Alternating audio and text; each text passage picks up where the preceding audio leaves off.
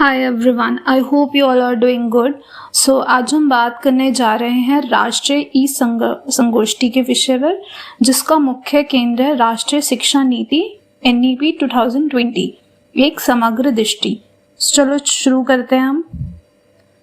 हमारा जो ये सेकंड है, अब हम देखते हैं कि इसके केंद्र बिंदु क्या है, या उसके मुख्य रूप से निम्न बिंदुओं पर हम चर्चा करेंगे। जैसे पहला हमारा है विजन, जो कि अध्याय यानी NEP 2020 का लक्ष्य क्या है, भारत की शिक्षा व्यवस्था को किस दिशा में ले जाना चाहती है। दूसरा हमारा है मौलिक सिद्धांत, वो बुनियादी प्रिंसिपल्स जिन पर पूरी नीति आधारित है। तीसरा हमारा विशेषता एवं भाग, इस नीति की मुख्य विशेषताएं क्या है और इसे किन भागों में विभाजित किया गया है। चौथा हमारा स्कूल शिक्षा, जो कि हमारा 5+3+3+4 स्ट्रक्चर फॉलो करता है, उसकी फाउंडेशनल स्टेज, इन सब पर चर्चा करेंगे। फिर फिफ्थ हमारा है उच्च शिक्षा, यानी कि multidisciplinary approach, academic bank of credit, ये सब। फिर हमारा सिक्स्थ है अध्यापक शिक्षा, यानी कि टीचर ट्रेनिंग और 4 ईयर इंटीग्रेटेड BEd जैसे बदलाव जो आए हैं उनके बारे में। तो जो हमारा अगला है वो है, अब हम NEP 2020 के बारे में कुछ महत्वपूर्ण तथ्य देखते हैं। इसे यूनियन कैबिनेट ऑफ इंडिया द्वारा 29 जुलाई 2020 को अप्रूव्ड किया गया था, यानी ये भारत सरकार द्वारा आधिकारिक रूप से लागू की गई थी। It is approved by the union cabinet of India on 29 जुलाई 2020। यह नीति भारत के न्यू एजुकेशन सिस्टम की विजन को आउटलाइन करती है, यानी भविष्य की शिक्षा कैसी होगी यह तय करती है। फिर यह नई नीति पहले की नेशनल पॉलिसी ऑन एजुकेशन 1986 को रिप्लेस करती है, मतलब 34 साल बाद शिक्षा नीति में बड़ा बदलाव हुआ है। फिर this policy aims to transform the India's education system by 2040, यानी इंडियाज एजुकेशन सिस्टम जो है उसको 2040 तक ट्रांसफॉर्म करना है, यानी आने वाले 20 वर्षों में शिक्षा व्यवस्था को पूरी तरह बदलना। फिर हमारा है विजन ऑफ NEP 2020। यह नीति भारत केंद्रित प्रणाली की कल्पना करती है, यानी एजुकेशन सिस्टम ऐसा हो जो हमारी भारतीय संस्कृति, परंपरा और मूल्यों पर आधारित हो। यह सभी को उच्च गुणवत्ता की शिक्षा उपलब्ध कराकर भारत को एक जीवंत और न्याय संगत ज्ञान समाज में बदलने का लक्ष्य रखती है, और इसका अंतिम उद्देश्य है भारत को वैश्विक ज्ञान महाशक्ति, ग्लोबल नॉलेज सुपर पावर यानी बनाना। इंग्लिश में जैसे education system should not be rooted in Indian ethos, education system should be rooted in Indian ethos. Then it should help in transforming India sustainably. It should create an equitable and vibrant knowledge society by providing high quality education to all. फिर हमारा जो अगला slide है, अब हम NEP 2020 के मौलिक सिद्धांत देखते हैं। इसमें हमें मौलिक सिद्धांत के बारे में बताया। जैसे पहला है प्रत्येक बालक की विशिष्ट क्षमताओं को स्वीकारना। हर बच्चा यूनिक है। उस पॉलिसी कहती है कि हर बच्चे के टैलेंट को आइडेंटिफाई कर डेवलप किया जाए। फिर दूसरा है लचीलापन, यानी कि फ्लेक्सिबिलिटी, स्टूडेंट को सब्जेक्ट चूज करने में फ्रीडम मिले। तीसरा है कला और विज्ञान के बीच कोई स्पष्ट अलगाव ना हो, जैसे आर्ट्स वर्सेस साइंस का डिवीजन खत्म करना, यानी कि मल्टी डिसिप्लिनरी अप्रोच लाना। फिर हमारा अगला है बहुविषयक और समग्र, यानी कि होलिस्टिक शिक्षा पर बल देना, सिर्फ एकेडमिक नॉलेज नहीं, ओवरऑल डेवलपमेंट पर फोकस करना। फिर अगला है अवधारणात्मक समझ, यानी कि कॉन्सेप्चुअल अंडरस्टैंडिंग, रट्टा सिस्टम कम हो, यानी कि जो रट्टे मारते वो चीजें कम हो और कॉन्सेप्ट क्लियर होने चाहिए। फिर हमारा अगला है रचनात्मक और समीक्षात्मक चिंतन, यानी कि creativity and critical thinking, students खुद सोच सके, एनालाइज कर सके, ये सब। फिर अगला है बहुभाषिकता, यानी कि मल्टीलिंगुअलिज्म, लैंग्वेज की पावर को बढ़ावा देना। फिर अगला है जीवन कौशल, यानी कि लाइफ स्किल, जैसे टीम वर्क, कम्युनिकेशन, कॉपरेशन, ये सब। फिर यानी कि NEP 2020 एजुकेशन को एग्जाम ओरिएंटेड से स्किल ओरिएंटेड बनाना चाहती है। फिर अगला हमारा है सतत संरचनात्मक मूल्यांकन, यानी कि कंटिन्यूस असेसमेंट हो, सिर्फ फाइनल एग्जाम्स नहीं। फिर अगला है तकनीकी का उपयोग, यानी कि टेक्नोलॉजी का प्रॉपर यूज करना टीचिंग लर्निंग में। फिर अगला है विविधता और स्थानीय परिवेश का सम्मान, यानी लोकल कल्चर डाइवर्सिटी को इम्पोर्टेंस देना। फिर इक्विटी एंड इंक्लूजन, यानी कि सबको इक्वल अपॉर्चुनिटी मिले, स्पेशली वो एरियाज जो कि हमारे डिसएडवांटेज ग्रुप्स हैं। फिर अगला है पाठ्यक्रम में लचीलापन एवं संतुलन लाना, यानी कि बैलेंस्ड करिकुलम हो। फिर शिक्षकों को केंद्र में रखना, यानी टीचिंग लर्निंग प्रोसेस का मेन पिलर है। फिर शैक्षिक प्रणाली की पारदर्शिता और जवाबदेही, सिस्टम ट्रांसपेरेंट और अकाउंटेबल हो। फिर स्वच्छता और सुशासन, यानी इंस्टीट्यूशंस को फ्रीडम मिले इनोवेशन के लिए। फिर उत्कृष्ट स्तर का शोध, यानी कि हाई क्वालिटी रिसर्च कल्चर को प्रमोट करना। फिर हमारा लास्ट है भारतीय जड़ से जुड़े रहना, यानी मॉडर्नाइजेशन के साथ इंडियन वैल्यूज भी मेंटेन करना। इसका मतलब है कि NEP 2020 मॉडर्नाइजेशन, इंडियन ट्रेडिशन दोनों को बैलेंस करता है। अब हमारा अगला है NEP 2020 की विशेषताएं। तो सबसे पहले इसका नवीन स्वरूप है 5+3+3+4, यानी पुराना 10+2 सिस्टम जो था उसको हटाकर नया स्कूल स्ट्रक्चर लाया गया। इसके साथ बहुभाषिकतावाद, यानी मल्टीपल लैंग्वेजेस को बढ़ावा देना।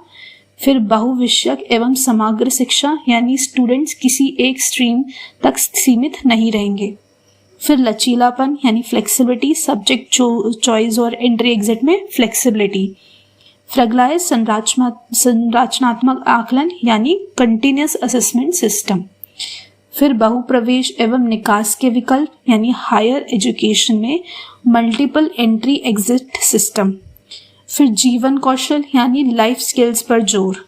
फिर तकनीकी समावेश, यानी एजुकेशन में टेक्नोलॉजी का उपयोग। फिर समीक्षात्मक चिंतन, यानी क्रिटिकल थिंकिंग को बढ़ावा। फिर सृजनात्मक, यानी क्रिएटिविटी को एंकरेज करना। फिर अनुभवजन्य अधिगम, यानी लर्निंग बाय डूइंग। फिर 4 वर्षीय अध्यापक शिक्षा कार्यक्रम, यानी कि जैसे इंटीग्रेटेड BEd प्रोग्राम। फिर NRF, जो कि है नेशनल रिसर्च फाउंडेशन, रिसर्च को प्रमोट करना। फिर HECI, higher education commission of India, higher education का नया रेगुलेटरी बॉडी। फिर हमारा है मानव संसाधन मंत्रालय का नाम बदलकर शिक्षा मंत्रालय करना। मतलब NEP 2020 structural plus academic plus administrative तीनों स्तरों पर बदलाव लाती है। अब हम देखते हैं कि NEP 2020 को किन भागों में विभाजित किया गया है। पहला भाग हमारा स्कूल शिक्षा, यानी कि अर्ली चाइल्डहुड से लेकर 12वीं तक की शिक्षा। फिर भाग 2, यानी कि उच्च शिक्षा, कॉलेज और यूनिवर्सिटी लेवल रिफॉर्म्स। फिर भाग 3 हमारा अन्य केंद्रीय विचारणीय मुद्दे, यानी कि जैसे अडल्ट एजुकेशन हो गई, टेक्नोलॉजी यूज हो गई, ये सब। फिर 4th क्रियान्वयन की रणनीति, यानी पॉलिसी को प्रैक्टिकली इम्प्लीमेंट कैसे किया जाए। यानी NEP 2020 सिर्फ आइडियाज नहीं देती बल्कि इम्प्लीमेंटेशन स्ट्रैटेजी भी बताती है। फिर अब हमारा पहला है भाग 1, जो कि स्कूल शिक्षा है, स्कूल एजुकेशन। अब हम इसे विस्तार से समझेंगे। पहला है प्रारंभिक बाल्यावस्था देखभाल और सुरक्षा, यानी कि ECCE, early childhood care and education और को लर्निंग के आधार माना गया है। दूसरा फाउंडेशनल लिटरेसी एंड न्यूमरेसी, यानी रीडिंग राइटिंग बेसिक मैथ्स को प्राथमिकता। फिर तीसरा है ड्रॉप आउट बच्चों की संख्या कम करना, हर लेवल पर एजुकेशन को यूनिवर्सली एक्सेस दिलवाना। फिर चौथा है पाठ्यक्रम और शिक्षण शास्त्र, यानी कि लर्निंग होलिस्टिक, इंटीग्रेटेड, इंजॉयबल और एंगेजिंग हो। फिर 5th है शिक्षक, यानी टीचर्स को ट्रेनिंग और प्रोफेशनल डेवलपमेंट। फिर 6th हमारा समतामूलक और समावेशी शिक्षा, यानी सबको इक्वल लर्निंग अपॉर्चुनिटीज मिले। फिर से 7th हमारा है स्कूल कॉम्प्लेक्स और क्लस्टर यानी रिसोर्सेज शेयरिंग के लिए स्कूल्स का ग्रुपिंग सिस्टम। 8 हमारा मानक निर्धारण और प्रत्यायन है यानी standard setting and accreditation, school quality maintain करने के लिए स्टैंडर्ड्स।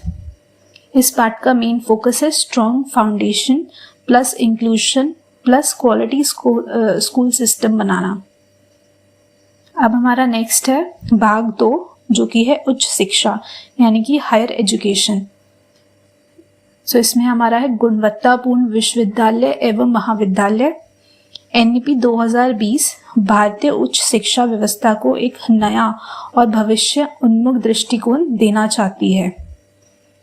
फिर संस्थाओं का पुनर्गठन यानी रीस्ट्रक्चरिंग और समेकन यानी कंसोलिडेशन, छोटे छोटे कॉलेजों को मिलाकर बड़े मल्टीडिसिप्लिनरी इंस्टीट्यूशंस बनाए रखना।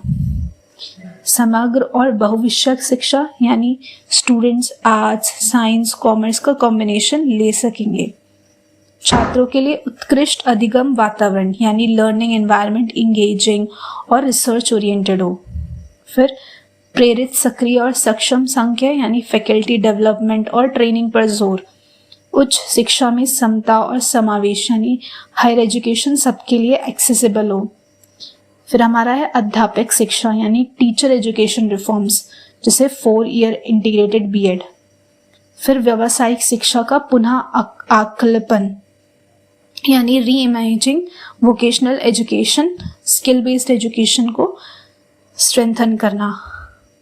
फिर राष्ट्रीय अनुसंधान फाउंडेशन यानी कि एनआरएफ रिसर्च को फंडिंग और सपोर्ट देना।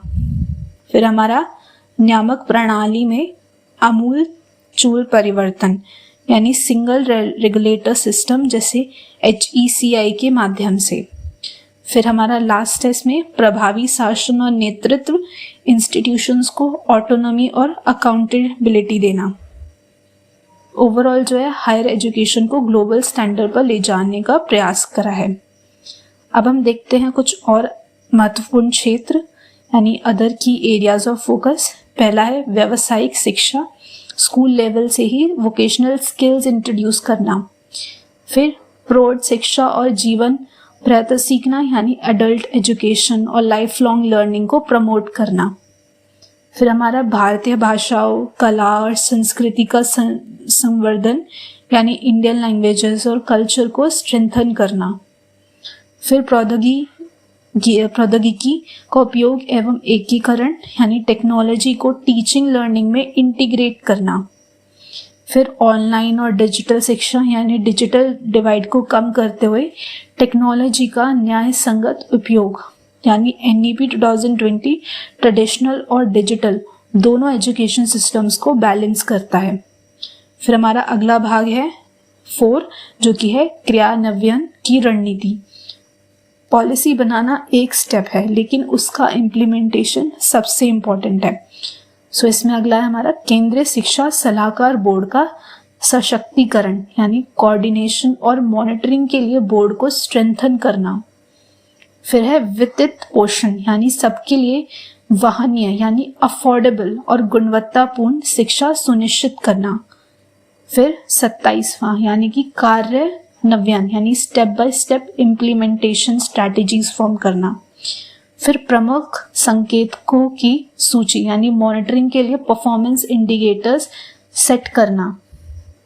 यानी NEP 2020 सिर्फ विजन डॉक्यूमेंट नहीं है, ये एक एक्शनेबल रोड मैप भी प्रोवाइड करता है। अब ये है हमारा पुराना और नया शैक्षणिक ढांचा। ओल्ड सिस्टम में यानी पहले भारत में स्कूल शिक्षा का ढांचा 10+2 था यानी 10 साल की स्कूलिंग क्लास 1 से क्लास 10 तक, फिर 2 साल और क्लास 11th और 12th पढ़ाई शुरू होती थी 6 साल की उम्र से यानी क्लास 1 से, और टोटल उम्र है 6 से 18 ईयर्स तक। हम पहले सीधे क्लास 1 में जाते थे, कोई प्री स्कूल सिस्टम नहीं था सरकारी तौर पर। फिर आया नया सिस्टम यानी कि 5+3+3+4, यानी कि इसमें 4 स्टेजेस हैं हमारी। पढ़ाई अब शुरू होती है 3 साल की उम्र से ECCE यानी early childhood care and education से, और इसमें कुल उम्र हमारी 3 से 18 वर्ष तक की है। अब छोटे बच्चों की आंगनवाड़ी और प्री स्कूल एजुकेशन को भी फॉर्मल एजुकेशन सिस्टम का हिस्सा माना जाएगा। फिर इनके बीच में अब हम देखेंगे पुराना वर्सेस नया, यानी इनका कंपैरिजन हम देखेंगे इस डायग्राम की मदद से। जैसे पिछला अकादमिक ढांचा हमारा बाईं तरफ है और नया शैक्षणिक और पाठ्यक्रम ढांचा हमारा दाईं तरफ है। तो जो पहला लेवल हमारा अपर सेकेंडरी, वो हमारा पिछले अकादमिक में 16 से 18 इयर्स था, 2 इयर्स में अपर सेकेंडरी के लिए। फिर प्राइमरी प्लस मिडिल जो था वो हमारा 6 से 16 इयर्स यानी 10 इयर्स का था। इसमें सिर्फ 2 ब्लॉक्स थे, बहुत सिंपल और ब्रॉड डिवीजन था, यानी फाउंडेशनल इयर्स हमारा 3 से 6 एज का कोई जिक्र नहीं था। फिर नया शैक्षणिक और पाठ्यक्रम ढांचा, इसकी 5 लेयर्स हैं। हर स्टेज बच्चे की उम्र और ज़रूरत के हिसाब से बनाई गई है। जैसे पहला स्टेज है इसमें सेकेंडरी का, क्लास 9 से 12, एज 14 से 18 ईयर्स और कितना था 4 साल का। फिर इसके बाद है हमारा मिडिल ईयर्स यानी क्लास 6 से 8 और एज 11 से 14 और कुल 3 साल का। फिर आता है हमारा प्रिपरेटरी यानी क्लासेस 3 से 5 तक का और एज 8 से 11 ईयर्स और टोटल ईयर्स 3 इसके। फिर आता है फाउंडेशनल 2 यानी फाउंडेशनल 2 और फाउंडेशनल 1 में डिवाइडेड है। जो फाउंडेशनल 2 है उसमें हमारी क्लासेस 1 से 2 है और एजेस 6 से 8 ईयर्स है और ये कुल 2 साल का होता है। फिर इसके बाद है फाउंडेशनल ईयर 1 यानी कि आंगनवाड़ी हो गए, प्री स्कूल हो गए, बाल वाटिका, ये सब, और 3 से 6 एज ग्रुप रहती है हमारी और ये टोटल 3 साल का होता है। पहले हम 3 साल के बच्चों को इग्नोर करते थे, पर अब NEP कह रही है उनकी नींव यानी फाउंडेशन सबसे ज़रूरी है। फिर अब हमारा ये अगला है 5+3+3+4 का डिटेल्ड करिकुलम स्ट्रक्चर, यानी कि हम इसको अब थोड़ा सा और डिटेल में पढ़ेंगे। सो ये हमारा सबसे इम्पॉर्टेंट पेज है, यहाँ पर स्टेज को क्लियरली एक्सप्लेन किया गया है। सो पहला स्टेज हमारा है फाउंडेशन स्टेज, यानी कि 5 साल का जो हमारा इसका टोटल ईयर्स है। सो इसके हमारे 2 पार्ट्स हैं। पहला फाउंडेशनल एज यानी कि आंगनवाड़ी हो गए, प्री स्कूल, ये सब, और इनकी एज होती है 3 से 6 साल तक के बच्चों के लिए। ये बच्चों की सबसे पहली पाठशाला है। खेल खेल में सीखना, रंग, आकार, भाषा की शुरुआत, ये सब यहाँ सिखाया जाता है। फिर फाउंडेशनल 2 यहाँ पे क्लास 1 से सेकेंड वाले बच्चों के लिए है और उनकी एज होती है 6 से 8 साल के बीच। फिर उन्हें सिखाया जाता है अक्षर, नंबर्स, बेसिक लिटरेसी की शुरुआत, ये सब। यानी फाउंडेशन के 5 साल में बच्चा स्कूल रेडी बनता है। ये सबसे क्रिटिकल फेज है ब्रेन डेवलपमेंट का। फिर हमारा स्टेज 2 आता है प्रिपरेटरी स्टेज, जो कि हमारी टोटल 3 साल तक का होता है, जिसमें हमारी क्लासेस आ गई 3, 4 और 5। और ये कौन से बच्चों के एज ग्रुप के लिए है? 8 से 11 साल के बच्चों के लिए। अब यहाँ पे थोड़ा सीरियस पढ़ाई शुरू होती है, जैसे साइंस, मैथ्स, लैंग्वेज, ये सब। और यहाँ पे एक्टिविटी बेस्ड और एक्सपीरियंशियल लर्निंग पर फोकस होता है। यहाँ बच्चे तैयारी करते हैं, इसलिए नाम है प्रिपरेटरी। फिर हमारा स्टेज 3 है मिडिल, यानी कि ये भी हमारे 3 साल तक का होता है, जिसमें क्लास 6, 7, 8 आती है। और ये एज ग्रुप बच्चों का एज ग्रुप कौन सा होता है इसमें? 11 से 14 साल तक का। यहाँ पे सब्जेक्ट बेस्ड डीपर लर्निंग होती है, जैसे कोडिंग, वोकेशनल स्किल्स भी इंट्रोड्यूस होते हैं। फिर क्रिटिकल थिंकिंग बताई जाती है। ये वो उम्र है जब बच्चों के अंदर क्यूरियोसिटी सबसे ज़्यादा होती है, NEP से यूज़ करना चाहती है। फिर आती है हमारी स्टेज 4 यानी कि सेकेंडरी स्टेज, जो कि टोटल हमारी 4 ईयर्स तक होता है, जैसे क्लास 9, 10, 11 एंड 12। यहाँ पे 14 से 8 साल के बच्चे होते हैं और ये मल्टी डिसिप्लिनरी अप्रोच होती है। आर्ट्स के साथ वह साइंस, कॉमर्स के साथ म्यूज़िक, ये सब ले सकते हैं। स्ट्रीम का रिजिड बंधन जो है वो ख़त्म है इधर।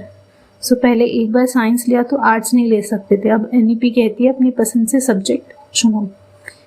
फिर हमारा आता है नेक्स्ट वाला जो कि है फाउंडेशनल लिटरेसी एंड न्यूमरेसी की, इन सब के बारे में, यानी बुनियादी साक्षरता एवं संख्या ज्ञान सीखने के लिए एक तत्कालिक आवश्यकता और पूर्व शर्त, यानी तत्कालिक का मतलब है अभी, फौरन, अर्जेंट, और पूर्व शर्त मतलब है पहले ये होगा तब आगे बढ़ेंगे। ठीक है, तो इसमें हमें दो मुख्य बातों पर फोकस करना है। पहला है शिक्षा प्रणाली की सर्वोच्च प्राथमिकता। 2025 तक हर प्राथमिक विद्यालय में हर बच्चे के मूलभूत साक्षरता यानी पढ़ना लिखना और संख्या ज्ञान यानी कि बेसिक मैथ्स जैसे जोड़ना घटाना गिनती ये सब कुछ आना चाहिए। यानी अगर क्लास 3 तक का बच्चा ठीक से नहीं पढ़ पा रहा तो ये राष्ट्रीय शर्म की बात है, NEP इसे फिक्स करना चाहती है। फिर दूसरा हमारा है राष्ट्रीय मिशन, यानी कि जो MHRD है, मानव संसाधन विकास मंत्रालय, ये एक नेशनल मिशन स्थापित करेगा जो स्पेसिफिकली FLN पर काम करेगा। यही बाद में निपुण भारत बनाई जो कि 2021 में लॉन्च हुआ है। फिर हमारा अगले हैं और 2 बड़े NEP पॉइंट्स, जिसमें पहला है हमारा बाल वाटिका, यानी 5 साल से पहले के बच्चों के लिए। NEP 2020 जो है वो ये कहती है 5 वर्ष की आयु से पहले हर बच्चा एक प्रारंभिक कक्षा यानी बाल वाटिका में जाएगा। यह क्लास 1 से पहले की कक्षा है। इसमें एक ECCE ट्रेंड योग्य शिक्षक होगा। यह आंगनवाड़ी प्री स्कूल को फॉर्मल शेप देता है। पहले बच्चे सीधे क्लास 1 में आ जाता था बिना किसी तैयारी के। अब बाल वाटिका उसकी ब्रिज क्लास है जहां वो स्कूल के लिए रेडी होगा। फिर हमारा दूसरा पॉइंट है ECCEC के बारे में, यानी early childhood care and education curriculum. So इसको किसने इम्प्लीमेंट करेगा, यानी कौन इम्प्लीमेंट करेगा, तो इनकी हमारी 4 मिनिस्ट्रीज मिलकर करेंगी, जिसमें पहला है MHRD यानी शिक्षा मंत्रालय करिकुलम और पॉलिसी। दूसरा है WCD महिला एवं बाल विकास जो कि आंगनवाड़ी नेटवर्क के लिए। फिर है HFW यानी स्वास्थ्य और परिवार कल्याण यानी बच्चों का हेल्थ के लिए। फिर ट्राइबल अफेयर्स यानी जनजातीय कार्य आदिवासी बच्चों तक पहुंचने के लिए। सो ये बहुत इंपॉर्टेंट है। पहले एजुकेशन सिर्फ एक मिनिस्ट्री का काम था, अब यानी 4 मिनिस्ट्रीज मिलकर छोटे बच्चों की देखभाल करेंगे, क्योंकि बच्चों को सिर्फ पढ़ाई नहीं, स्वास्थ्य, पोषण और सुरक्षा भी चाहिए। फिर हमारा अगला बात करता है टीचिंग लर्निंग अप्रोच, यानी नई टीचिंग लर्निंग अप्रोच, जिसमें पहला पॉइंट है सभी स्तरों पर अनुभवजन्य अधिगम यानी experiential learning in all stages, मतलब सीखना और कर सीखना। इसमें शामिल होगा स्वयं करके सीखना, हैंड्स ऑन लर्निंग, कला और खेल यानी एकीकृत शिक्षा, आर्ट्स एंड स्पोर्ट्स इंटीग्रेटेड। फिर कहानी आधारित शिक्षण यानी स्टोरी बेस्ड पेडागोजी। फिर दक्षता आधारित यानी कॉम्पिटेंसी बेस्ड अधिगम, यानी रटना नहीं, समझना और अप्लाई करना है। पुराने सिस्टम में टीचर बोलता था, बच्चे सुनते थे और रट लेते थे। NEP कहती है बच्चा खुद करे, खुद सोचे और खुद सीखे। जैसे मैथ्स सीखनी है तो बाजार में जाकर हिसाब करो। फिर हमारा जो दूसरा पॉइंट है वो है विचार अनुप्रयोग एवं समस्या समाधान पर केंद्रित पाठ्य वस्तु, यानी content focused on ideas, application and problem solving. So पढ़ाई अब संवादात्मक यानी कम्युनिकेटिव, इंटरैक्टिव तरीके से होगी। सिर्फ फैक्ट्स याद नहीं करना, आइडियाज़ को समझना, अप्लाई करना, प्रॉब्लम सॉल्व करना। जैसे पहले पूछते थे पानी का सूत्र क्या है, यानी कि H2O, तो उसको हमने रट लिया। अब पूछेंगे पानी बचाने के लिए तुम क्या करोगे, यही है प्रॉब्लम सॉल्विंग अप्रोच। फिर हमारा अगला है छात्रों हेतु धारणाओं का अलगाव नहीं, यानी कि no hard separation of streams.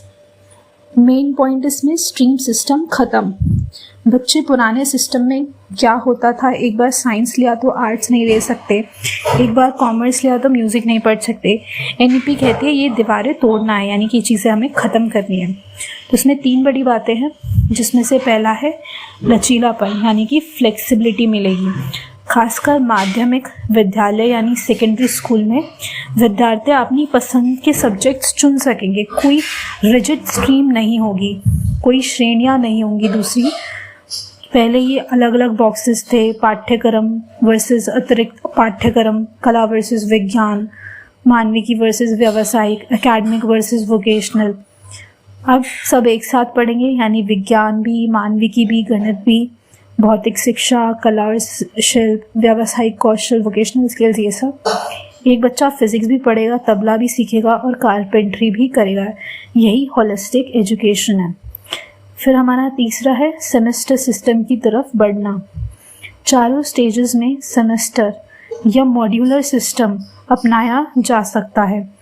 छोटे छोटे मॉड्यूल्स में पढ़ाई होगी, हर टॉपिक को फ्लेक्सिबल तरीके से कवर किया जाएगा। फिर हमारा अगला है health plus 3 languages formula.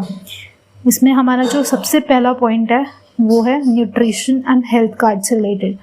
NEP 2020 कहती है बच्चों की शिक्षा के साथ साथ उसका स्वास्थ्य भी ज़रूरी है।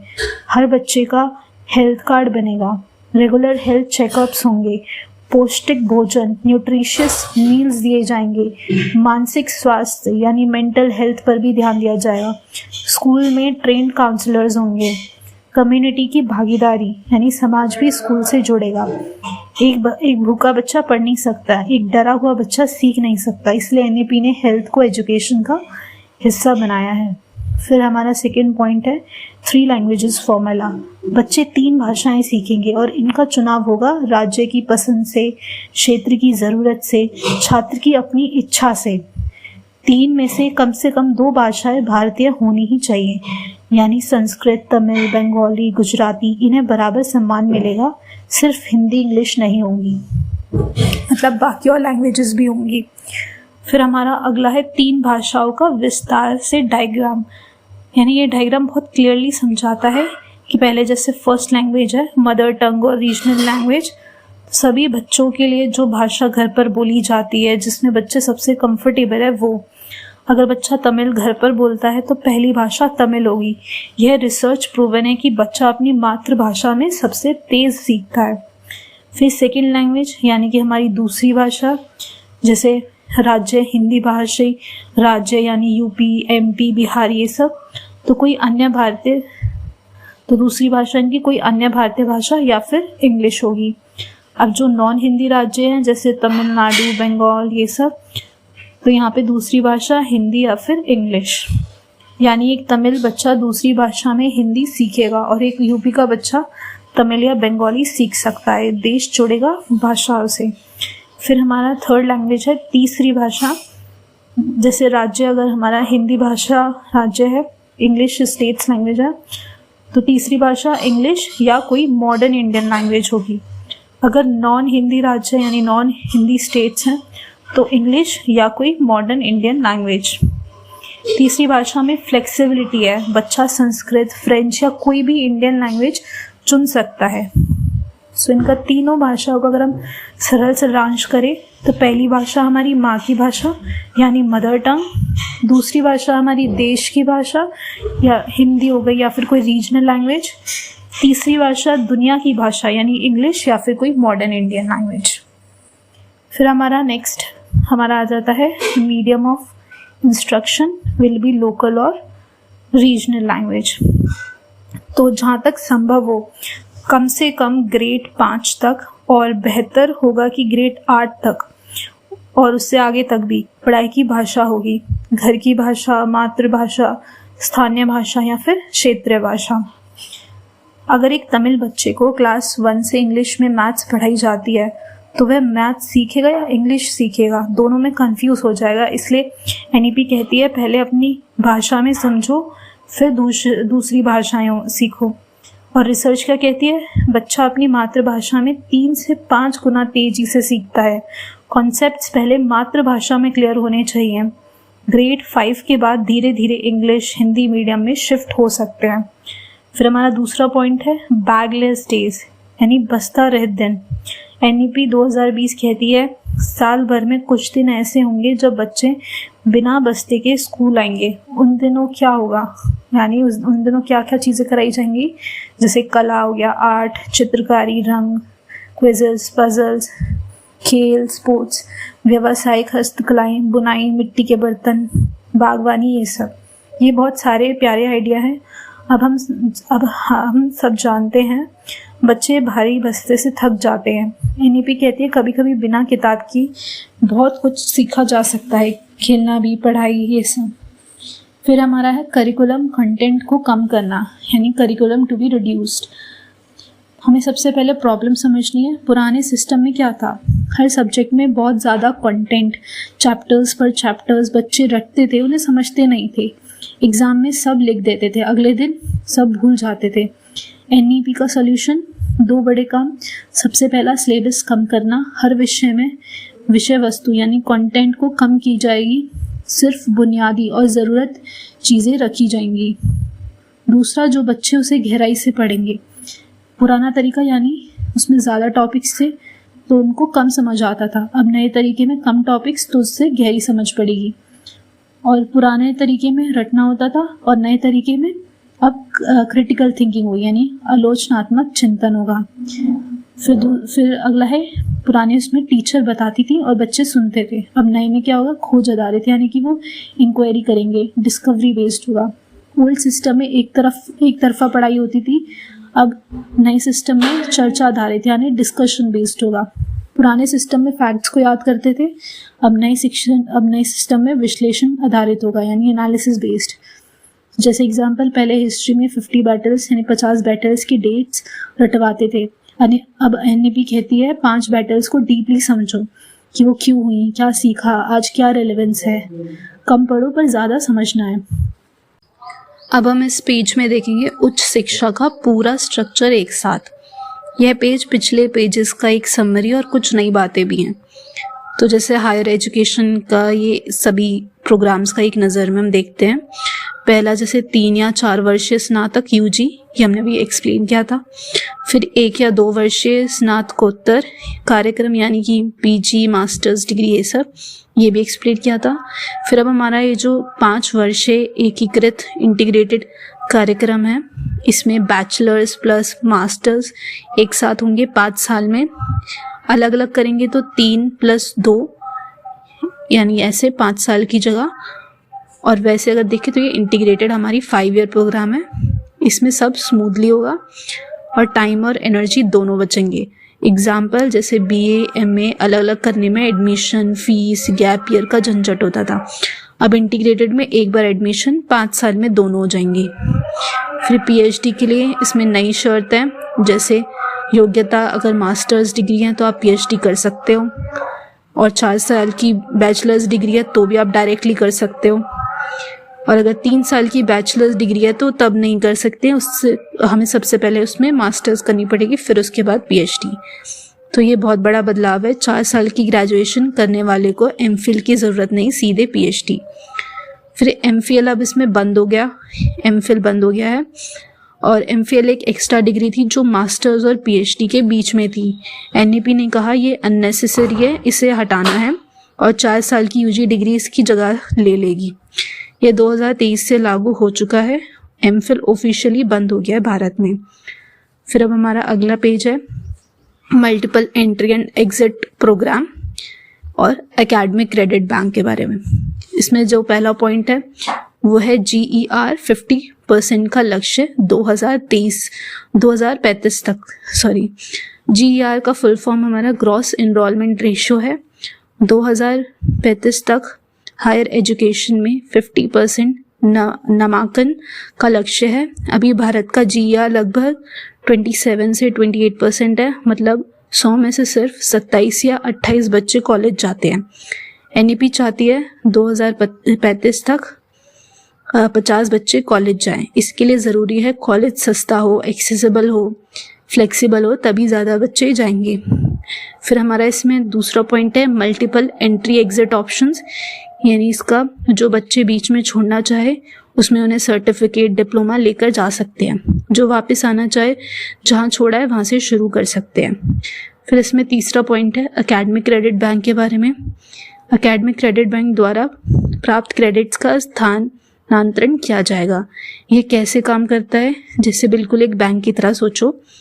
बैंक में आप पैसे जमा करते हो, एकेडमिक क्रेडिट बैंक में क्रेडिट्स जमा करते हैं। बैंक में कहीं से भी डिपॉजिट हो जाता है, एकेडमिक क्रेडिट बैंक में किसी भी कॉलेज से क्रेडिट होंगे। बैंक में बाद में निकाल सकते हैं हम पैसे, और एकेडमिक क्रेडिट बैंक में बाद में डिग्री के लिए यूज़ कर सकते हैं। यानी कि अगर एक एग्जांपल से समझते हैं, रमेश ने दिल्ली यूनिवर्सिटी से 1 साल पढ़ा, सो क्रेडिट्स जमा हुए ACB अकाउंट में। फिर जॉब के लिए मुंबई गया तो उसने पढ़ाई छोड़ दी। 3 साल बाद पुणे में एडमिशन लिया, दिल्ली के क्रेडिट्स ट्रांसफ़र हो गए वहाँ, उसे 1 साल फिर से नहीं पढ़ना पड़ेगा। यह गेम चेंजर है। पहले एक कॉलेज छोड़ा तो सब बर्बाद, अब क्रेडिट्स कभी एक्सपायर नहीं होंगे, आपके अकाउंट में सेफ रहते हैं। फिर हमारा इसमें अगला जो पेज है वो बताता है फाइनेंशियल ऑटोनॉमी के बारे में, यानी 45,000 कॉलेजेस को फाइनेंशियल ऑटोनॉमी। बड़ी प्रॉब्लम पहले समझते हैं हम। भारत में 45,000 से अधिक अफिलिएटेड कॉलेजेस हैं। अफिलिएटेड का मतलब होता है ये कॉलेज किसी यूनिवर्सिटी से जुड़े हैं। यूनिवर्सिटी जो कहे वही सिलेबस, वही एग्ज़ाम, वही रूल्स होंगे। कॉलेज की कोई अपनी आज़ादी नहीं। एक छोटे से टाउन का कॉलेज है, सोचो, वहाँ के स्टूडेंट्स को लोकल एग्रीकल्चर की ज़रूरत है, लेकिन यूनिवर्सिटी का सिलेबस है अर्बन इकोनॉमी। कॉलेज चाहकर भी नहीं बदल सकता, यही प्रॉब्लम है। सो NEP 2020 का सोल्यूशन क्या है? Graded autonomy. इसमें 3 प्रकार की ऑटोनॉमी मिलेंगी एक्रीडिटेशन के आधार पर। ऑटोनॉमी का प्रकार होगा, पहला एकेडमिक ऑटोनॉमी, जिसका मतलब है अपना सिलेबस, कोर्सेज खुद डिज़ाइन करो। फिर है एडमिनिस्ट्रेटिव ऑटोनॉमी, अपने स्टाफ, रूल्स खुद मैनेज करना। फिर फाइनेंशियल ऑटोनॉमी, यानी अपना बजट, फीस खुद डिसाइड करना। अब ये ग्रेडेड क्यों है? जिस कॉलेज की एक्रीडिटेशन जितनी अच्छी, यानी NAC ग्रेड A+, उसे उतनी ज़्यादा ऑटोनॉमी। पहले प्रूव करो, फिर फ्रीडम मिलेगी। जैसे ट्रैफिक में अच्छा ड्राइविंग रिकॉर्ड हो तो फर्स्ट लेन मिलती है, कॉलेज का रिकॉर्ड अच्छा होगा तो ज़्यादा आज़ादी मिलेगी। फिर अब हम अगला पढ़ते हैं इसमें, जो कि हमारी राष्ट्रीय परीक्षण एजेंसी NTA द्वारा उच्च शिक्षा हेतु समान प्रवेश परीक्षा। NTA जो कि नेशनल टेस्ट एजेंसी है, ये वही है जो JEE और NEET कंडक्ट कराती है। NEP 2020 कहती है NTA अब करेगी कॉमन एप्टीट्यूड टेस्ट, यानी कि सामान्य योग्यता परीक्षा, यानी साल में कम से कम 2 बार। फिर साइंस के विशिष्ट सब्जेक्ट्स होंगे 2 बार। फिर ह्यूमैनिटीज़, मानविकी के सब्जेक्ट्स 2 बार। फिर लैंग्वेज, भाषा की परीक्षा भी 2 बार, और आर्ट्स, कला की परीक्षा 2 बार, और इसके साथ साथ वोकेशनल सब्जेक्ट्स का भी 2 बार होगा। फिर अभी क्या होता है, हर यूनिवर्सिटी के अलग अलग एंट्रेंस, DU का अलग, BHU का अलग, AMU का अलग। अब बच्चा हर जगह फॉर्म भरे, हर जगह जाए, हर जगह फीस दे। NAP कहती है एक कॉमन एग्ज़ाम, सब कॉलेजेस उसे एक्सेप्ट करेंगे। इसके फ़ायदे क्या हैं? एक ही एग्ज़ाम कई कॉलेजेस में अप्लाई कर सकते हैं, साल में 2 बार होगा, एक बार खराब गया तो दूसरा मौका है। इसमें स्ट्रेस कम होगी और अपॉर्चुनिटीज़ ज़्यादा होंगी। फिर जो इसका हमारा दूसरा पॉइंट है वो है लोक विद्या के बारे में, जो कि national committees for integration of vocational education है।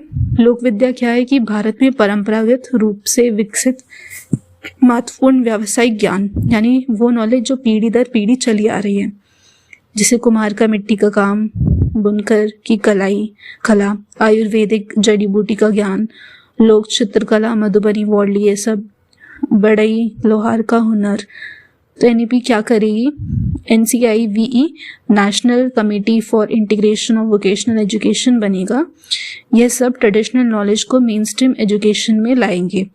इसे एकेडमिक क्रेडिट मिलेगा। एक कुम्हार का बेटा जिससे मिट्टी के बर्तन बनाना आता है, उसे उसकी इस स्केल का ऑफिशियल रिकग्निशन मिलेगा। यह ज्ञान बेकार नहीं, ये लोक विद्या है। फिर हमारा अगला जो पेज है वो बताता है टीचर एजुकेशन, यानी अध्यापक शिक्षा के बारे में।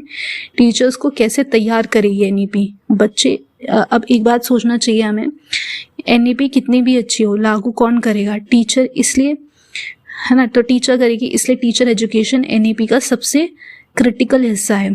तो इसमें हमारे 3 बड़े बदलाव हैं, जिससे पहले NCFTE 2021 इसका नया framework, NCTE national council for teacher education NCERT के परामर्श से एक नया national curriculum framework for teacher education बनाएगी।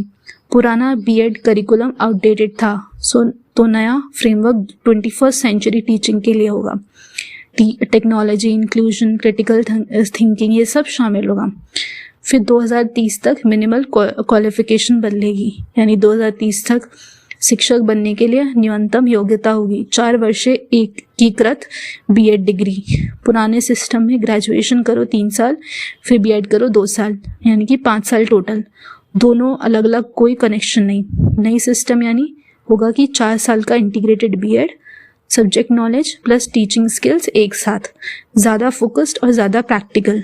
सब स्टैंडर्ड TEIs पर कड़ी कार्रवाई होंगी, यानी अवमानक सब स्टैंडर्ड टीचर एजुकेशन इंस्टीट्यूशंस के विरुद्ध कड़ी कार्रवाई की जाएगी। आज भारत में हज़ारों बीएड कॉलेजेस हैं जो सिर्फ डिग्री बेच रहे हैं, पढ़ाते कुछ नहीं। NEP कहती है ऐसे कॉलेजेस बंद होंगे। फिर बीएड के नए फॉर्मेट्स, यानी अध्यापक शिक्षा का स्वरूप। NEP 2020 में बीएड के 4 रास्ते होंगे। ऑप्शन 1:4। ऑप्शन 1 जैसे 4 वर्षीय एकीकृत बीएड इंटीग्रेटेड होंगे, स्कूल से डायरेक्टली आए, 4 साल बीएड प्लस सब्जेक्ट डिग्री दोनों होंगे। अब फ्रेशर के लिए जो 12वीं के बाद डायरेक्टली टीचर बनना चाहते हैं।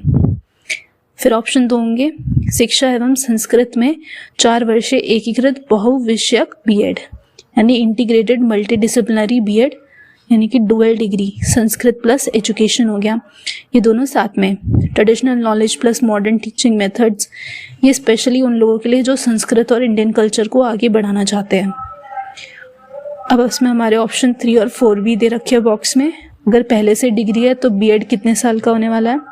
अगर 3 साल की बैचलर्स के साथ है तो 2 साल का बीएड। अब जानेंगे NIOS एंड ओपन स्कूल्स के बारे में।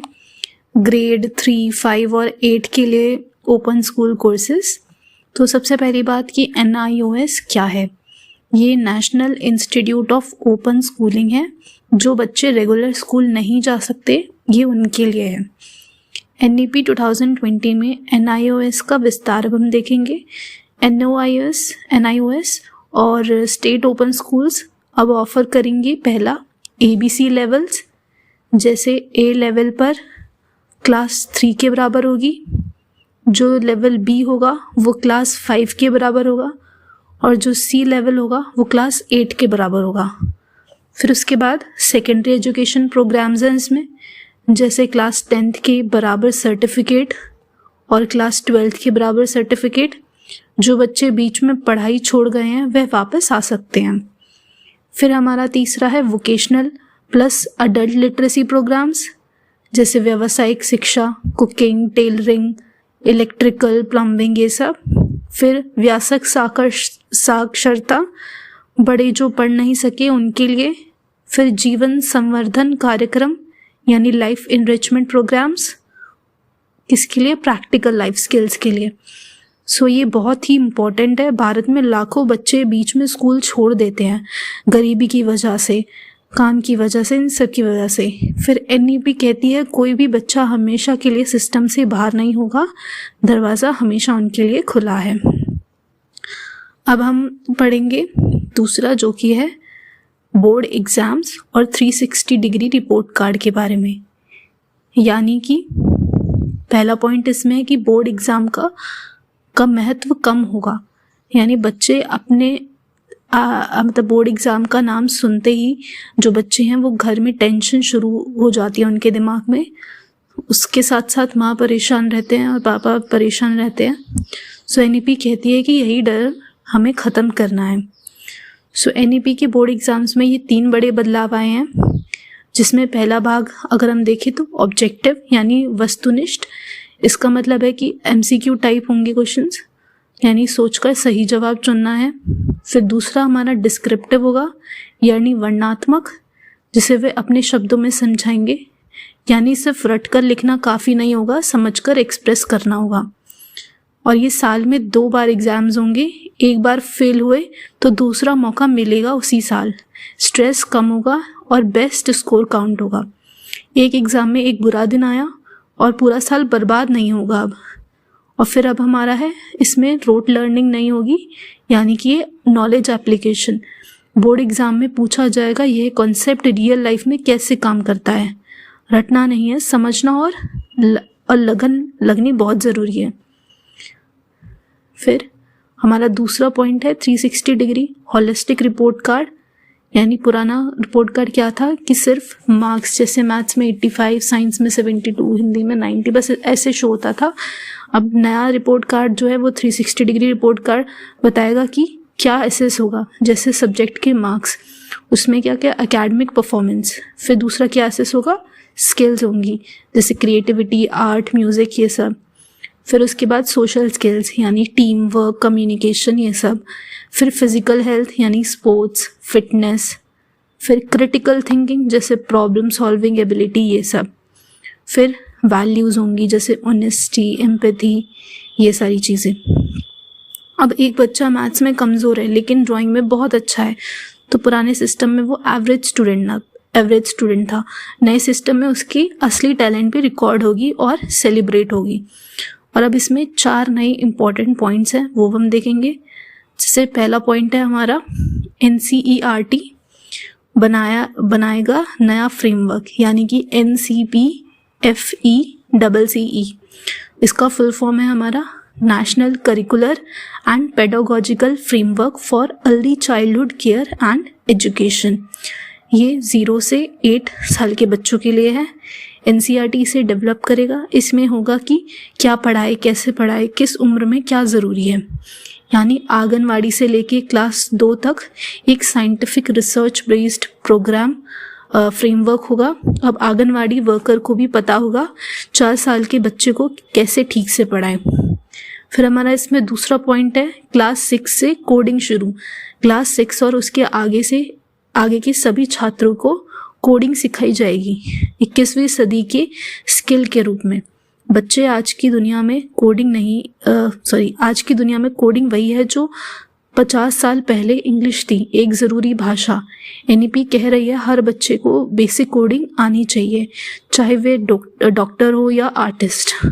फिर हमारा नेक्स्ट पॉइंट इसमें है कंटेंट रीजनल लैंग्वेज, यानी डिजिटल कंटेंट जैसे वीडियोस, एप्स, ई-बुक्स, ये सब क्षेत्रीय भाषाओं में बनेंगे, सिर्फ इंग्लिश में ही नहीं। हर भाषा के बच्चे को क्वालिटी डिजिटल एजुकेशन मिलेगी। एक तमिल या उड़िया बच्चे को यूट्यूब पर भी अपनी भाषा में अच्छा कंटेंट मिलना चाहिए। यही डिजिटल इक्विटी है। फिर अब हम पढ़ेंगे दिव्यांग बच्चों के लिए विशेष प्रावधान, यानी various new provisions for children with disabilities. यह NEP का सबसे कंपैशनेट हिस्सा है, यानी बहुत ही ज़रूरी हिस्सा है। दिव्यांग बच्चों को फाउंडेशनल स्टेज से लेकर हायर एजुकेशन तक रेगुलर स्कूलिंग प्रोसेस में पूरी तरह शामिल किया जाएगा। पहले क्या होता था, दिव्यांग बच्चे को स्पेशल स्कूल भेज दो, यानी मेन स्ट्रीम से अलग कर दो। NEP कहती है नहीं, वो भी स्कूल में पढ़ेगा, उसी क्लास में बैठेगा। अब सपोर्ट सिस्टम क्या होगा, जैसे पहला है सपोर्ट सिस्टम हमारा क्रॉस डिसेबिलिटी ट्रेनिंग, यानी टीचर्स को सभी प्रकार की डिसेबिलिटीज़ के लिए ट्रेन किया जाएगा। फिर है रिसोर्स सेंटर्स, हर एरिया में सपोर्ट सेंटर्स होंगे। फिर अकोमोडेशंस जैसे school building, washroom, ramp physically accessible, ये सब। फिर असिस्टिव डिवाइसेस यानी hearing aid, Braille books, wheel chair जैसे सहायक सामग्री हमारी। फिर टेक्नोलॉजी बेस्ड टूल्स होंगे जैसे screen readers, special software apps, ये सब। फिर टेलर्ड सपोर्ट, हर बच्चे की ज़रूरत के हिसाब से अलग अलग प्लान होगा। एक बच्चा जो देख नहीं सकता उसे ब्रेल टेक्स्ट बुक मिलेंगी। एक बच्चा जो सुन नहीं सकता उसके टीचर को साइन लैंग्वेज आनी चाहिए। NEP यही इंश्योर करना चाहती है। फिर अब हम पढ़ेंगे दूसरा पेज पे, जो कि हमारा दिव्यांग बच्चों के लिए और प्रावधान यानी और उसके साथ साथ बाल भवन के बारे में, जिसमें पहला पॉइंट हमारा बाल भवन, यानी हर ज़िले में होंगे। NEP कहती है हर राज्य ज़िले को एक बाल भवन स्थापित करने के लिए प्रोत्साहित किया जाएगा, एक special day time boarding school की तरह। बाल भवन में अब क्या क्या होगा, जैसे कला से संबंधित, पेंटिंग, म्यूजिक, डांस, थिएटर, ये सब। फिर करियर से संबंधित होंगे करियर गाइडेंस, स्किल वर्कशॉप्स, ये सब। खेल से संबंधित होगा स्पोर्ट्स, आउटडोर एक्टिविटीज़, गेम्स, ये सब। एक ऐसी जगह जहां तुम दिन में जाओ, खेलो, कला सीखो, अपना टैलेंट डिस्कवर करो बिना एग्ज़ाम के प्रेशर के। यही है बाल भवन का आइडिया। यह स्पेशल दिव्यांग बच्चों के लिए भी है, जहाँ वो बिना किसी भेदभाव के हर एक्टिविटी में भाग ले सकेंगे। फिर हमारा इसमें दूसरा पॉइंट है सामाजिक चेतना केंद्र। यानी सामाजिक चेतना केंद्र में क्या है, निशुल्क स्कूल के बुनियादी ढांचे का उपयोग सामाजिक चेतना केंद्र के रूप में किया जा सकता है। मतलब स्कूल की बिल्डिंग सिर्फ सुबह बच्चों के लिए नहीं, शाम को छुट्टी के दिन यानी वही बिल्डिंग बन सकती है। Adult literacy centre, community meeting place, skill training centre, health awareness camp की जगह। स्कूल की बिल्डिंग रात को बंद पड़ी रहती है, एनईपी कहती है इसे कम्युनिटी के लिए खोलो। स्कूल सिर्फ बच्चों का नहीं, पूरे समाज का केंद्र बने। फिर हमारा अगला है उच्च शिक्षा के बारे में, यानी हायर एजुकेशन, जो कि भाग 1 होता है। भाग 1 में हम देखते हैं हायर एजुकेशन का उद्देश्य क्या है। अब हम स्कूल से आगे बढ़ते हैं, यानी कॉलेज में और यूनिवर्सिटी की बात करते हैं। एनईपी 2020 के अनुसार हायर एजुकेशन के 2 बड़े लक्ष्य होते हैं। पहला, अच्छा इंसान बनाना। गुणवत्तापूर्ण उच्च शिक्षा का उद्देश्य है अच्छे, चिंतनशील, बहुमुखी प्रतिभा वाले रचनात्मक व्यक्तियों का विकास करना। जैसे पहला क्वालिटी, यानी गुड होना, यानी कि अच्छे होने चाहिए, मतलब नैतिक जिम्मेदार नागरिक होने चाहिए। फिर चिंतनशील, यानी कि थॉटफुल होने चाहिए, सोच समझकर फैसला लेने वाले। फिर बहुमुखी, यानी वेल राउंडेड, हर क्षेत्र में कैपेबल। फिर रचनात्मक, यानी कि क्रिएटिव इंडिविजुअल्स, यानी नई सोच, नए आइडियाज़ होने चाहिए। यूनिवर्सिटी का काम सिर्फ डिग्री देना नहीं है, एक बेहतर इंसान बनाना है। मार्क्स ही नहीं, करेक्टर भी बहुत इंपॉर्टेंट है। फिर हमारा दूसरा पॉइंट है ज्ञान निर्माण और नवाचार का आधार होना चाहिए, यानी हायर एजुकेशन को नॉलेज क्रिएशन और इनोवेशन का आधार होना चाहिए। यानी हमारी यूनिवर्सिटीज़ में रिसर्च होनी चाहिए, नई खोज होनी चाहिए। अभी भारत की यूनिवर्सिटीज़ वर्ल्ड रैंकिंग में बहुत पीछे है, एनईपी से बदलना चाहती है। फिर हमारा अगला पेज बताता है उच्च शिक्षा के बारे में, जो कि है हायर एजुकेशन भाग 2। पॉइंट 1 में जैसे अभी हम देखेंगे, इसमें इंडिविजुअल एम्प्लॉयमेंट के अवसर बढ़ाना। जैसे उच्च शिक्षा का उद्देश्य है व्यक्तिगत रोजगार के अवसरों का सृजन करना। और इसका मतलब क्या होता है कि कॉलेज पढ़कर निकले बच्चे को नौकरी मिलनी चाहिए या वो खुद रोजगार क्रिएट कर सके, जैसे एंटरप्रेन्योरशिप। डिग्री सिर्फ कागज़ का टुकड़ा नहीं है, रियल वर्ल्ड स्किल का भी प्रमाण है। आज भारत में लाखों ग्रेजुएट्स हैं जिन्हें नौकरी नहीं मिलती। क्यों? क्योंकि उनकी डिग्री है लेकिन स्किल नहीं। एनईपी यह गैप ख़त्म करना चाहती है। फिर हमारा इसमें दूसरा पॉइंट है हायर एजुकेशन को पुनः अर्जित करना इन 4 तरीकों से।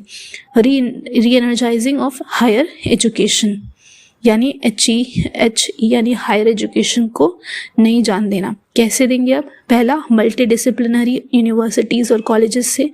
एक ही यूनिवर्सिटी में साइंस भी, आर्ट्स भी, लॉ भी, म्यूज़िक भी, आईआईटी में लिटरेचर भी पढ़ सकते हो, कोई रिजिड बाउंड्री नहीं है। हार्वर्ड और ऑक्सफोर्ड यही करते हैं, एक छत के नीचे सब कुछ। एनईपी चाहती है भारत की यूनिवर्सिटी भी ऐसे बने।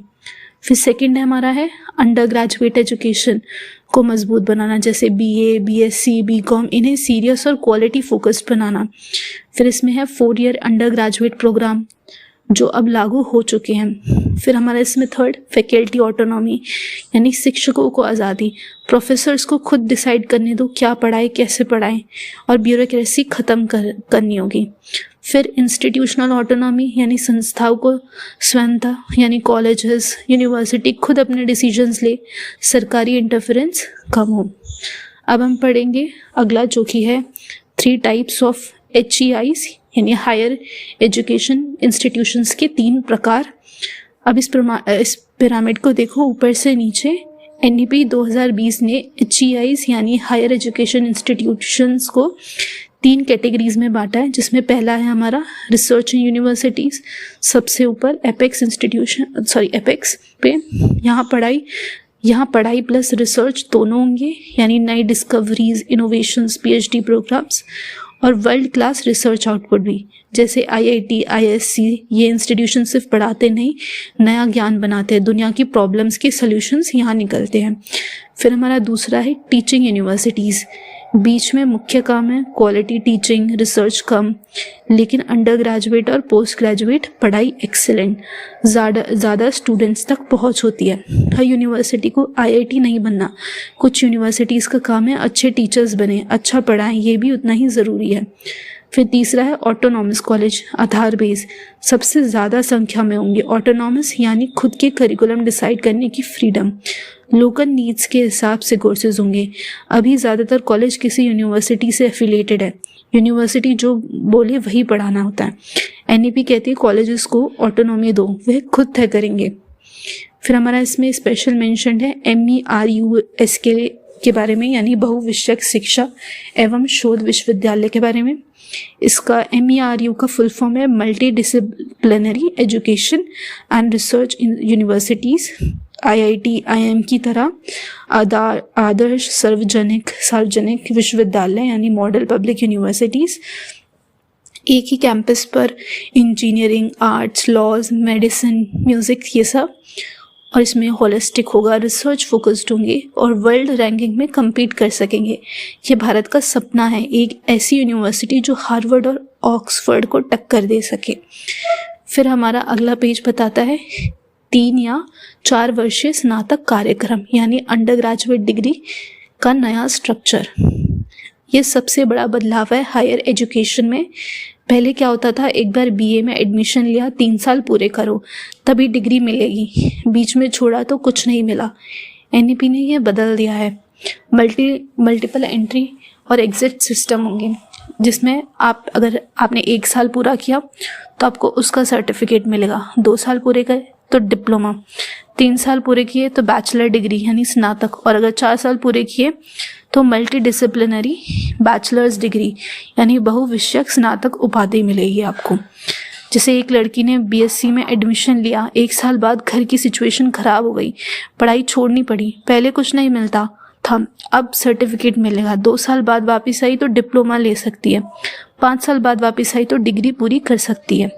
4 साल की डिग्री का फ़ायदा, रिसर्च में डायरेक्टली जा सकते हो, MPhil की ज़रूरत नहीं, और मल्टी डिसिप्लिनरी 2-3 सब्जेक्ट्स मिलाकर डिग्री ले सकते हैं। अब फिर हमारा इसमें अगला पेज बताता है 1 या 2 वर्षीय स्नातकोत्तर कार्यक्रम यानी मास्टर्स प्रोग्राम, इसका नया स्ट्रक्चर, यानी मास्टर का जो नया फॉर्मूला है वो इसमें रूल बहुत सिंपल है। बैचलर्स कितने साल का था, 3 साल की बैचलर डिग्री, अब मास्टर कितने साल का था, 2 साल का मास्टर्स, फिर 4 साल की बैचलर डिग्रीज हुई और मास्टर्स अब 1 साल की हो गई। तो लॉजिक क्या हुआ कि 4 साल की ग्रेजुएशन में ऑलरेडी काफ़ी डेप्थ हो जाती है, तो मास्टर्स में उतना टाइम नहीं मिलेगा, तो टोटल टाइम सेम रहे लेकिन क्वालिटी बेहतर होगी। फिर हमारा अगला पेज बताता है सिंगल रेगुलेटर जो कि है HECI के बारे में, एक ही नियामक पूरी उच्च शिक्षा के लिए। प्रॉब्लम पहले समझते हैं। अभी हायर एजुकेशन में कितने रेगुलेटर्स हैं, जैसे हमारे इसमें अभी फ़िलहाल है UGC यूनिवर्सिटीज़ के लिए, AICTE इंजीनियरिंग के लिए, BCI लॉ के लिए, MCI मेडिकल के लिए, NCTE टीचर एजुकेशन के लिए। हर जगह अलग नियम, अलग फॉर्म्स, अलग ऑफिसेस, टोटल कन्फ्यूजन है। NEP 2020 का सॉल्यूशन है HECI यानी कि higher education commission of India, भारतीय उच्च शिक्षा आयोग। HECI पूरी हायर एजुकेशन के लिए एक सिंगल अम्ब्रेला बॉडी होगी। एक्सेप्शंस जैसे मेडिकल और लीगल एजुकेशन अलग रहेगी क्योंकि इनकी स्पेसिफिक प्रोफेशनल नीड्स हैं। HECI के 4 स्वतंत्र अंग यानी कि विंग्स उसके, जिसमें पहला है NHERC यानी रेगुलेशंस के लिए national higher education regulatory council, सभी कॉलेजेस यूनिवर्सिटीज़ के लिए नियम बनाना, रूल्स फॉलो हो रहे हैं या नहीं ये देखना, UGC AICTE जैसे बॉडीज़ की जगह लेना। फिर दूसरा है NAC यानी एक्रीडिटेशन के लिए नेशनल एक्रीडिटेशन काउंसिल, हर इंस्टीट्यूशन को ग्रेड देना, जैसे A++, A+, AB ये सब, क्वालिटी चेक करना। NAC की जगह लेना। फिर थर्ड है हमारा HEGC जो कि है फंडिंग के लिए, हायर एजुकेशन ग्राउंड्स काउंसिल। ये कॉलेजेस और यूनिवर्सिटीज़ को पैसा देता है रिसर्च के लिए, ग्रांट्स। UGC का फंडिंग वाला काम यही करेगा। फिर फोर्थ है हमारा GEC जो कि है स्टैंडर्ड सेट करने के लिए, यानी general education council, academic standards तय करना, करिकुलम की क्वालिटी, डिग्री का मिनिमम लेवल क्या है, ये सब। एक घर की तरह सोचो, HECI एक घर है, उसमें 4 कमरे हैं। एक नियम बनाता है, एक क्वालिटी चेक करता है, एक पैसा देता है और एक स्टैंडर्ड सेट करता है। सब मिलकर ये एक सिस्टम है। फिर हम इसको इस विजुअल डायग्राम में देखते हैं। अब जैसे इसमें पहला हमारे दे रखा है स्टैंडर्ड्स, यानी कि जो कि है GEC। फिर हमें दे रखा है NHERC जो कि है रेगुलेशंस का, और जो फंड्स प्रोवाइड करता है वो है HEGC, और जो एक्रीडिटेशन देता है वो है NAC, और ये चारों मिलके क्या फॉर्म कर रहा है, HECI। तो सेंटर में हमारा HECI है और चारों विंग्स अपना अपना काम कर रही हैं। यह एक व्हील की तरह है, बीच में HECI की एक्सेस हैं और 4 स्पोक्स हैं, सब मिलकर हायर एजुकेशन की गाड़ी चलाती है। फिर हमारा अगले जो है वो है PSSBs के बारे में, जो कि है प्रोफेशनल स्टैंडर्ड सेटिंग बॉडीज़। अब ये क्या होता है, ये वो वे बॉडीज़ हैं जो स्पेसिफिक प्रोफेशन के लिए स्टैंडर्ड सेट करती हैं। अब जैसे हम देखते हैं पहली बॉडी COAM यानी काउंसिल ऑफ आर्किटेक्चर, इनका क्षेत्र आर्किटेक्चर में है। फिर ICAR जो कि Indian council of agriculture research है, बेसिकली एग्रीकल्चर के लिए। फिर VCI है जो कि वेटरिनरी काउंसिल ऑफ इंडिया, यानी वेटरिनरी साइंस के लिए। फिर NCT जो कि national council for teacher education है, यानी टीचिंग के लिए। फिर NCVET जो national council for vocational education and training है, यानी वोकेशनल पर्पस के लिए। फिर PSSBs का काम क्या है, ये काम करेगी स्टैंडर्ड सेट करने में, अपनी फील्ड के करिकुलम के लिए मिनिमम स्टैंडर्ड्स तय करना।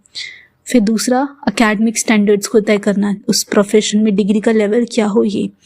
फिर करिकुलर डिज़ाइन करना, क्या पढ़ाया जाए सब्जेक्ट बाय सब्जेक्ट ये। फिर कोऑर्डिनेशन यानी टीचर्स, लर्निंग, एक्सटेंशन एक्टिविटीज़ में तालमेल बिठाना। फिर हमारा अगला है अकादमिक शोध का उत्प्रेरित करना, यानी कैटलाइजिंग एकेडमिक रिसर्च।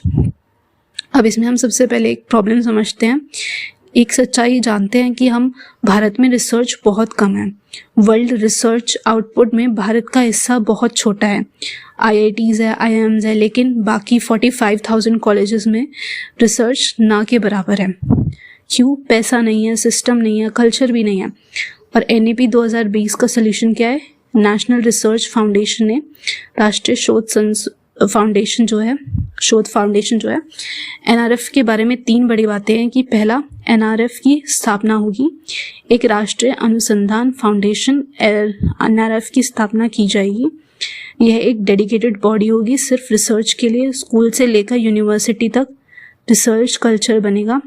फिर दूसरा, NRF का सबसे बड़ा लक्ष्य है रिसर्च की संस्कृति, यानी NRF का व्यापक लक्ष्य हमारे विश्वविद्यालय के माध्यम से शोध की संस्कृति, कल्चर ऑफ रिसर्च को सक्षम करना। कल्चर का मतलब रिसर्च सिर्फ कुछ IIT प्रोफेसर्स का काम नहीं, हर टीचर रिसर्च करे, हर स्टूडेंट रिसर्च करे, यह नॉर्मल बने, यही स्पेशल नहीं, या मतलब स्पेशल नहीं। फिर NRF गवर्नमेंट से स्वतंत्र होगी। NRF स्वतंत्र रूप से सरकार के एक रोटेटिंग बोर्ड ऑफ गवर्नेंस द्वारा शासित होगा। बोर्ड में होंगे विभिन्न क्षेत्र के बेहतरीन शोधकर्ता, इनोवेशंस और एक्सपर्ट्स। रोटेटिंग यानी नए लोग आते रहेंगे। अब रोटेटिंग क्यों? ताकि एक ही ग्रुप हमेशा कंट्रोल ना करे, नई सोच, नए आइडियाज आते रहे, NRF फ्रेश और अनबायस्ड रहे। NRF एक्ट 2023 में पास हो चुका है, ये अब रियलिटी है। फिर अब हमारा अगला है टेक्नोलॉजी यूज एंड इंटीग्रेशन, यानी NEFT और दीक्षा। अब इसमें पहला पॉइंट हमारा NETF के बारे में, यानी नेशनल एजुकेशनल टेक्नोलॉजी फोरम। ये एक स्वायत्त निकाय यानी NETF बनाया जाएगा। NETF क्या करेगा? स्कूल और हायर एजुकेशन दोनों में टेक्नोलॉजी को उपयोग करेगा। विचारों का मुक्त आदान प्रदान एक ओपन प्लेटफॉर्म से टीचर्स, एक्सपर्ट्स, गवर्नमेंट्स ये सब आइडियाज़ शेयर करेंगे। NETF एक थिंक टैंक की तरह है जो सोचेगा एजुकेशन में टेक्नोलॉजी कैसे बेस्ट यूज़ हो, कौन सा ऐप काम करेगा, ऑनलाइन लर्निंग कैसे इफेक्टिव बने, ये सब। फिर हमारा दूसरा है दीक्षा प्लेटफॉर्म, यानी टीचिंग, लर्निंग, ई कंटेंट सभी राज्यों द्वारा सभी क्षेत्रीय भाषाओं में डेवलप होगा और दीक्षा प्लेटफॉर्म पर अपलोड होगा। दीक्षा हमारा यहाँ पे इसका फुल फॉर्म है digital infrastructure for knowledge sharing. ये पहले से एग्जिस्ट करता है, NEP इसे और बड़ा करेगी। हर स्टेट अपनी भाषा में कंटेंट बनाएगा, एक ही प्लेटफॉर्म पर सब अवेलेबल होगा। दीक्षा को इंडिया का एजुकेशन यूट्यूब समझो, लेकिन फ्री, गवर्नमेंट बैक्ड और हर भाषा में एक तमिल टीचर का बनाया वीडियो एक गुजराती स्टूडेंट देख सकेगा। फिर हमारा इसमें तीसरा पॉइंट है ऑनलाइन एंड डिजिटल एजुकेशन को प्रमोट करना। ऑनलाइन लर्निंग को मेन स्ट्रीम बनाना, ब्लेंडेड लर्निंग यानी ऑफलाइन ऑनलाइन दोनों होंगे। अब हमने कोविड ने दिखाया डिजिटल एजुकेशन कितनी ज़रूरी है। फिर हमारा अगला जो है वो है प्रौढ़ शिक्षा के बारे में, यानी कि अडल्ट एजुकेशन।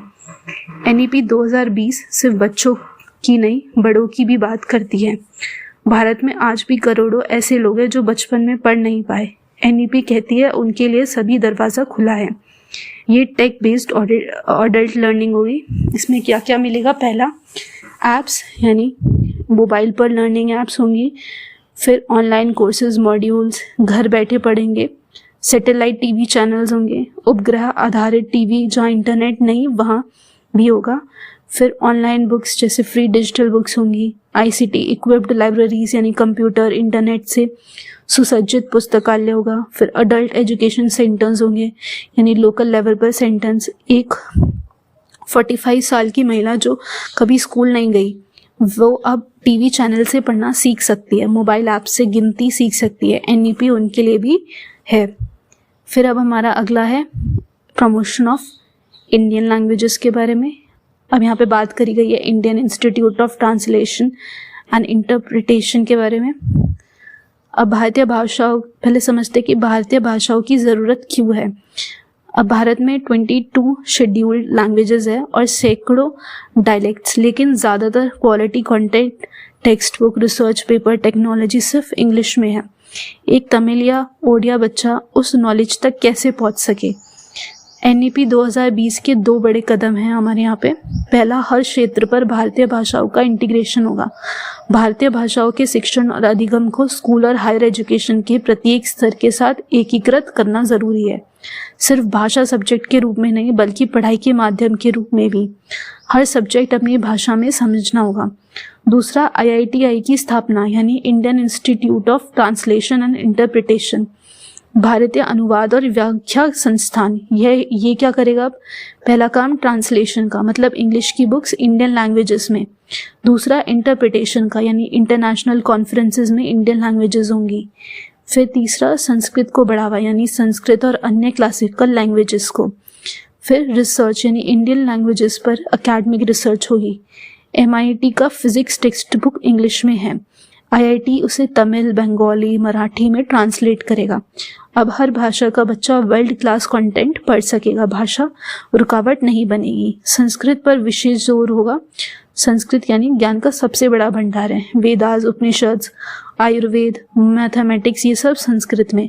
इसे मेन स्ट्रीम में लाना NEP का लक्ष्य है। फिर हमारा जो अगला पेज है वो है NEP 2020 का एक नटशेल टाइप, यानी एक नज़र में पूरी NEP। ये पेज पूरी NEP 2020 का क्विक समरी है। सभी की कॉन्सेप्ट्स इसमें एक साथ दे रखे हैं। जैसे न्यू स्ट्रक्चर के बारे में बताया है, 5+3+4, नया शैक्षणिक ढांचा 3 साल से शुरू होगा ये सब। फिर NRF के बारे में, यानी रिसर्च कल्चर के लिए नेशनल रिसर्च फाउंडेशन। फिर multi disciplinary and holistic education, सब सब्जेक्ट साथ में, कोई स्ट्रीम नहीं। और मल्टीलिंगुअलिज्म, यानी 3 भाषाएं, मातृभाषा को सम्मान मिलेगा। फिर कंसेप्चुअल अंडरस्टैंडिंग, यानी रटना नहीं है, समझना है। फिर फॉर्मेटिव असेसमेंट, यानी सिर्फ एग्जाम नहीं, कंटिन्यूस इवैल्यूएशन होगा। फिर मल्टीपल एंट्री एंड एग्जिट, कभी भी आओ कभी भी जाओ, क्रेडिट सेफ रहेंगे।